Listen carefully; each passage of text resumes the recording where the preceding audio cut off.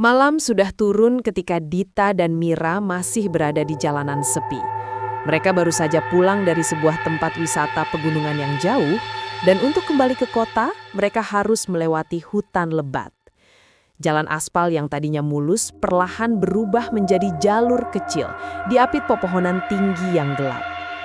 Motor yang mereka kendarai melaju pelan, hanya diterangi lampu depan yang temaram. Hujan turun tiba-tiba, menimpa jalan dan membuat udara semakin dingin. "Aduh Dit, hujannya makin deras, aku kedinginan banget," keluh Mira sambil merapatkan jaketnya. Dita yang menyetir menggertakkan giginya. "Sabar ya, kita cari tempat berteduh dulu. Gak mungkin kita terus-terusan di jalan begini." Hingga akhirnya, di tengah kelelahan, lampu motor mereka menyorot sesuatu di depan. Sebuah rumah tua. Rumah kayu sederhana dengan lampu gantung redup di berandanya. Dari jauh tampak begitu nyata, seolah memang menunggu mereka. "Lihat, ada rumah. Kita bisa berteduh di sana," kata Mira lega. Mereka memarkir motor di depan dan buru-buru naik ke teras. Pintu rumah terkunci rapat, tidak ada jawaban ketika mereka mengetuk.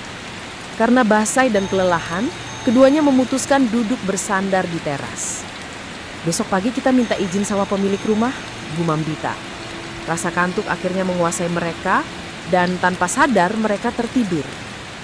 Pagi datang. Suara seorang lelaki tua membangunkan mereka. "Hei, kalian, bangun cepat." Dita terlonjak. Mira membuka mata dengan wajah bingung. Saat mereka melihat sekitar, tidak ada rumah sama sekali. Hanya ada sebuah pohon besar yang menjulang angker. Akarnya seperti cakar, batangnya penuh lumut hitam. Mira menjerit kecil. "Dit, rumahnya mana?" Lelaki tua itu berdiri tak jauh dari mereka, dengan wajah serius.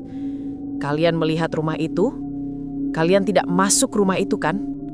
Kalau semalam kalian masuk ke dalam rumah itu, mungkin pagi ini kalian sudah tidak ada di sini."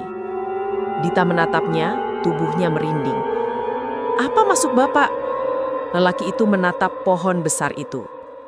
"Itu yang orang sini sebut rumah satu malam. Rumah itu hanya muncul di malam tertentu.